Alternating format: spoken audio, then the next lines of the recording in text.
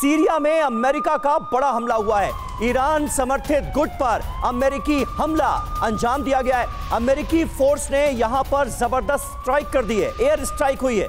अमेरिकी बेस पर हमलों का अमेरिका ने बदला लिया है और यह सीधे सीधे माना गया है अमेरिका की तरफ से।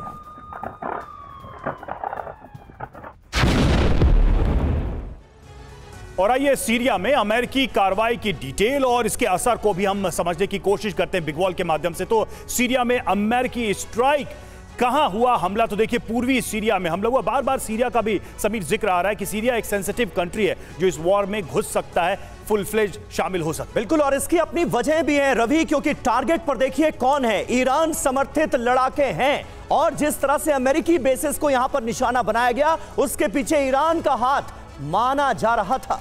बिल्कुल, और देखिए हाल में सीरिया और ईरान में यूएस बेस पर हमले हुए हैं। अमेरिका के बेस पर लगातार ये हमले बढ़े हैं, इसकी वजह से भी चिंता बढ़ी हुई है। अमेरिका और ईरान में तनाव बढ़ेगा, इसका नतीजा ये होगा जिस तरह से स्थितियां भी बन रही हैं। बिल्कुल, आशंका यह है कि अमेरिका ईरान टेंशन का असर इजरायल युद्ध पर भी आने वाले वक्त में पड़े। आइए देखते हैं कि इससे पहले अमेरिकी राष्ट्रपति ने कैसे ईरान को खुली वार्निंग दी थी और अब सीरिया में ईरान के मोहरों को किया गया है टारगेट।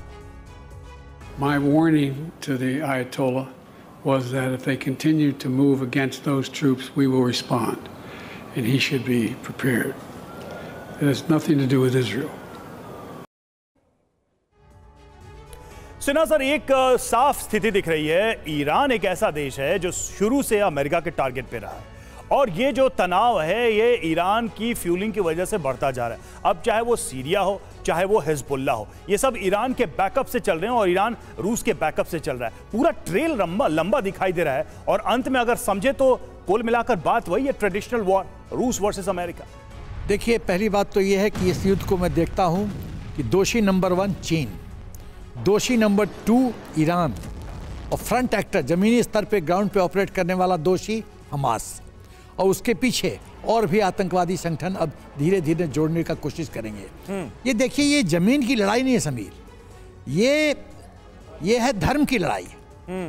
यहाँ समस्या ये है, जब कुछ लोग समझते हैं कि पूरे विश्व पे उनका राज हो, जब आपको 20% जमीन इजराइल लेके खुश था, जब ओस्लो अकॉर्ड हुआ, जब ब्रिटेन ने ऑफर किया था, जब यूनाइटेड नेशंस ने 2 स्टेट थियरी को जन्म दिया था, क्यों नहीं सुलझाएगा मामला?